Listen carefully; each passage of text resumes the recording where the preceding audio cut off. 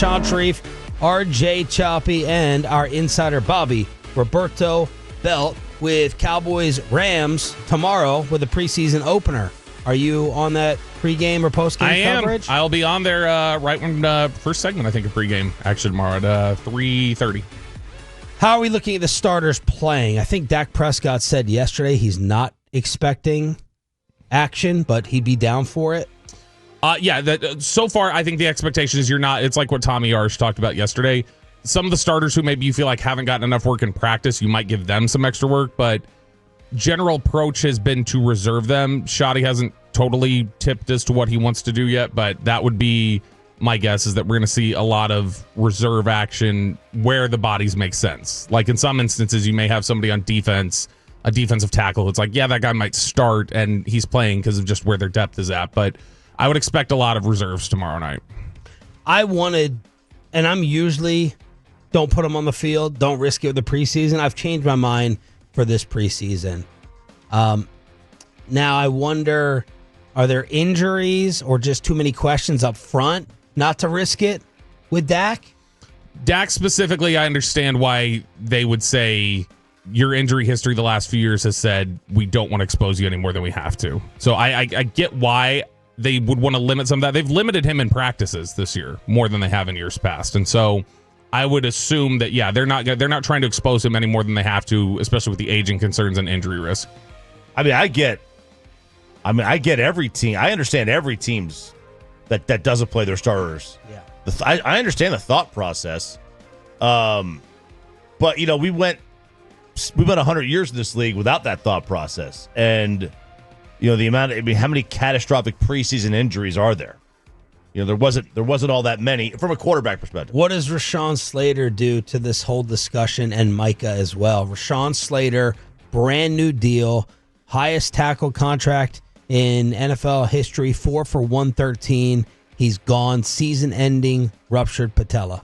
Yeah, you're talking about a guy who just reset the offensive line market, got the biggest deal, and 11 days later, he's gone for the year. And I think this doesn't necessarily play directly into it, but this is the risk that I think, when I said I didn't think that Jerry was taking direct shots necessarily at people in that press conference, I really do think he was talking more just from that perspective of these guys get hurt. Like, and somebody like Slater getting hurt probably just has him going, see, 11 days later, you make this massive investment. Now you don't even have him for the whole year. And you have no idea how he's going to bounce back from that injury. And it's a similar thing with, Steele got hurt and had trouble bouncing back from the injury. They signed Gallup. Gallup had trouble coming back from his injury. And so I think it's just immediately after you sign Dak, you've got injury issues. I think it's just an instance of Jerry has seen it happen with his investments, or he's more keenly aware of the injury bug that has hit his investments, that I just think he naturally starts paying more attention to, okay, well, what if? What if he gets hurt? Joe Milton sounds like he's going to be okay to play. Milton sounds like he's going to be fine. He's got the thumb. He doesn't get hurt. Well, he did hurt his thumb. No, that hurt for Joe Milton and hurt for us is two different things. Do you think it's like Achilles, where he was dipped in the gold God covering, but held by his? You think he was held by his thumbs and dipped in? And I think he was held by his ability to read a defense. There you go. That's what it is. But this is a less. Go ahead, Bobby. No, I'm just saying Milton. I think we'll see a ton of tomorrow night. This is a lesson that we should all remember in how bad, and we already know the internet is bad and not trustworthy, but how these different outlets just run with something. I just typed in Joe Milton in Twitter. He's been putting on an absolute clinic against the Cowboys defense from one account. He's been one of the best. Cowboys have one of the best QB rooms in the NFL from Dove.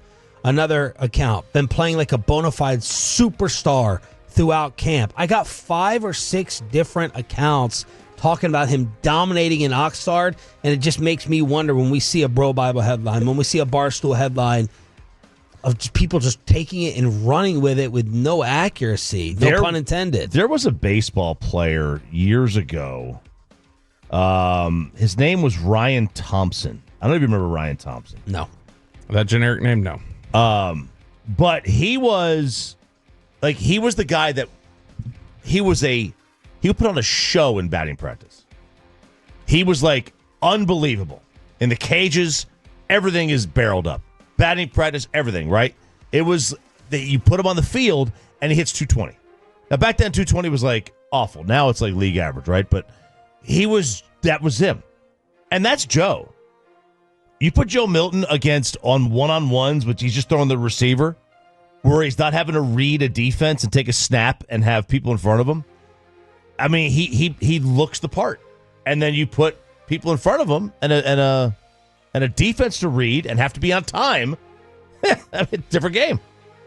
Yeah, I mean, that's honestly what it, I mean, honestly, even those practice situations, sometimes it's not comfortable. Sometimes it'll still sail on him. Like, he's got tremendous ability. That's the thing. You just hope you can harness it and turn him into somebody who can, like, the traits are all there. It's just a matter of, like, all right, how do we rein this in and make sure that he's got this skill set used to its best, the best of its ability. RJ Choppy's checklist for tomorrow. Cowboys, Rams, preseason game 1 on the Fan. All right, number 1, the 5 things I want to see for the Cowboys in their preseason game. I want to see Joe Milton end the Cowboys' career of Will Grier.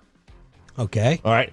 Nothing against Will, other than he chose to go to Florida to start his college career. But Joe playing great is better for the Dallas Cowboys because Joe playing great is because he's got more upside.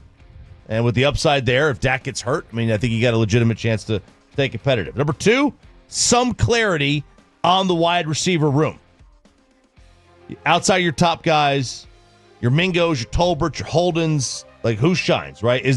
Can you get some kind of a clear eye view, Jalen, of who the number 3 or 4 might be? Can you get some of that? Number 3, do we have a running back that can break one? Like any running back will do, literally. And Jaden Blue, his status after yesterday? The thought is that it's nothing serious with Blue, and it remains to be seen how much they want to push him, but it's thought that he's going to be fine. Number 4, how does a shoddy coach team look? Does he wear the visor forward? Is he backwards? No, it's going to be forward. Baseball hat? Does he go with the baseball? Does he go with a tuca? What's he wearing out there? And then number 5, most importantly, this is a meaningless game, and if you're watching the fourth quarter, you need your head examined, but I want no injuries. That's number 4. 5, whatever. That's been a challenge. That has been the injury issue has been such a problem for them just at these practices. So much more than I can remember it ever being. Usually you will have there'll be a big injury we're talking about during training camp usually. Some are bigger than others, but yeah, a Sam Williams pops up. A Tyron Smith has the avulsion fracture while he's in training camp. I can't remember every day it feeling like 3 people left the field, and it's been like that like the entire camp. And I really think they got to do some sort of audit of themselves and just look and go like, what is different this year? We can't just assume this is bad luck. How surprised were you to see Steven and Diggs just laughing and hugging it up yesterday? Very surprised. That's not been cheery. It does make me wonder, all right, is Steven the role of good cop right now? But I mean, because obviously in the opening press conference, Jerry was the one who was more forward with his criticism. But Steven hasn't pulled back necessarily. Steven's talked about we think he's behind and he should have been here and those sort of things. But I mean, I think so many of these guys really do look at it and contextualize it as it's business. And it's just the nature of the business. And I guess that's just part of them and their interaction.